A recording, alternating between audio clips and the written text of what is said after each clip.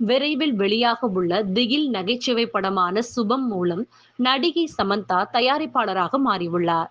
படத்தின் நகைச்சுவையான ட்ரெய்லரை பார்த்த பிறகு ரசிகர்களின் எதிர்பார்ப்புகளை எகிற வைத்துள்ளது. சமந்தா மே 9ஆம் தேதி படம் வெளியாகும் என்று அறிவித்திருந்தார். சுபம் படத்தின் ப்ரீ ரிலீஸ் ஈவென்ட் ஞாயிற்றுக்கிழமை மாலை விசாகப்பட்டினத்தில் நடைபெற்றது.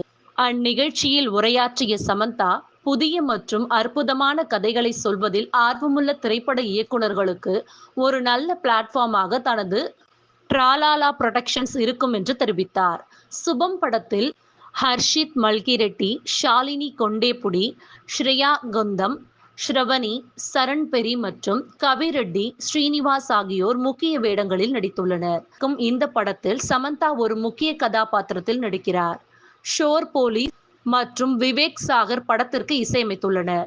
சமீப காலமாக மேடை ஏறியவுடன் சமந்தா கண் கலங்குவதை கவனித்த ரசிகர்கள், நாக சைத்தன்யாவின் பிரிவை இன்னும் சமந்தா மறக்கவில்லையோன்னு ரசிகர்கள் கூற, அதற்கான காரணத்தை சமந்தா சுபம் ப்ரீ ரிலீஸ் ஈவென்ட்டில் கூறியுள்ளார். அதிக லைட்ஸை பார்த்தவுடன் என் கண்கள் கலங்குகின்றது என்று கூற, புதுசா இந்த பிரச்சனை வேறு இருக்கா இவருக்குன்னு ரசிகர்கள் வருத்தப்பட்டு கமெண்ட் செய்திருக்கின்றனர்.